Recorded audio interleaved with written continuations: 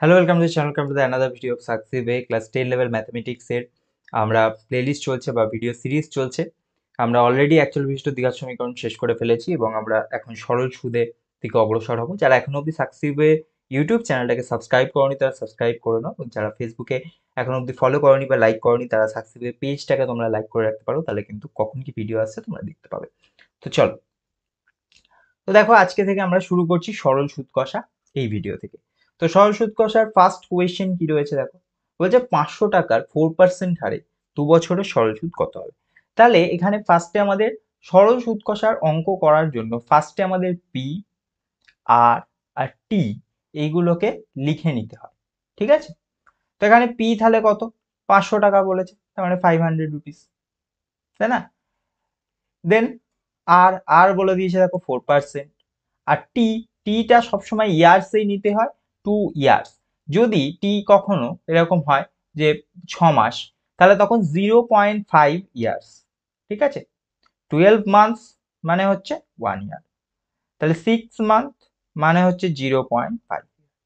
এরম ভাবে কিন্তু সবসময় মান্থটাকে ইয়ারে কনভার্ট করে নিতে হবে।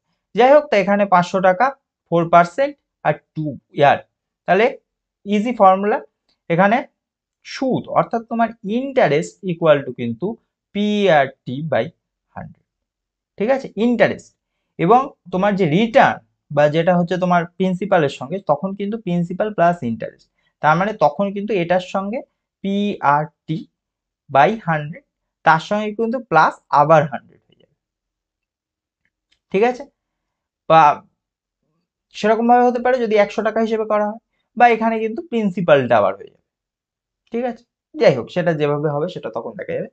তাহলে পি এর ভ্যালু বসেছে 500, আর এর ভ্যালু বসেছে 4, আর টি হয়ে গেল 2 ডিভাইড বাই 100, তাহলে হয়ে যাবে 40 টাকা। কারণ 500, এই দুটো শূন্য আর এই দুটো শূন্য ক্যান্সেল আউট হবে, তাহলে 5 × 4 × 2, 5 × 4 20, 20 × 2 40, তাহলে 40 রুপিস। ডান। নেক্সট নেক্সট কোয়েশ্চেন কি রয়েছে, নেক্সট কোয়েশ্চেন বলেছে 1000 টাকার 2 বছরে 13 দিনের 5% হারে সরল সুদ এবং সবৃদ্ধিমূল কত।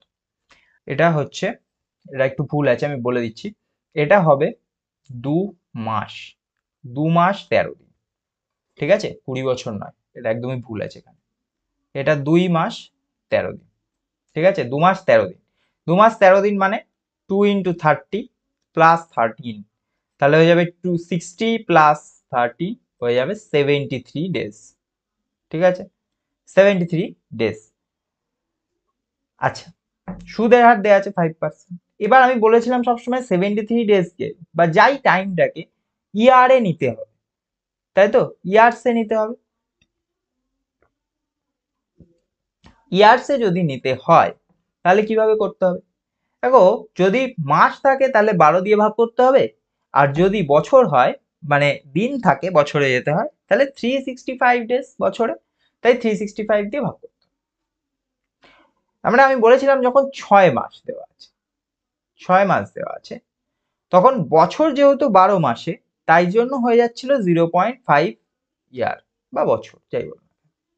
যখন 73 ডেজ দেওয়া আছে তখন 365 দিনে ইয়ার, তাই জন্য এইটা ডিভাইড করে চলে আসবে ইয়ার, ঠিক আছে। 73/365, 73/365, এইটাই আমি এইভাবেই লিখবো, আর পয়েন্টেও যাবো না, ক্যালকুলেশনও করবো।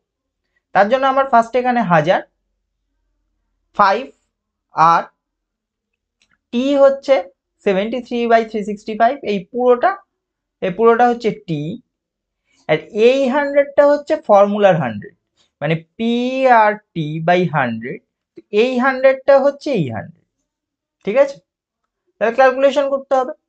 নর্মাল এখান থেকে দুটো শূন্য ক্যান্সেল আউট হলো, তার মানে এখানে 10 × 5, তার মানে 50, 50 × 73/365, ঠিক আছে। যাই হোক, ক্যালকুলেশন করলে 10 টাকা আসবে, দেখবে তোমরা ক্যালকুলেশন করে যা আসবে ক্যালকুলেশন করলে সেটাই হয়ে যাবে আমাদের সিম্পল ইন্টারেস্ট বা সরল সুদ।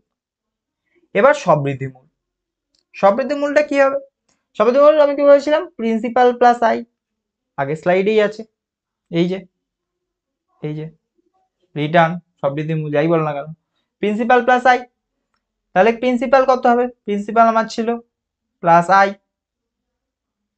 তাহলে 1010। ঠিক আছে, ভালো ইম্পর্টেন্ট অঙ্ক।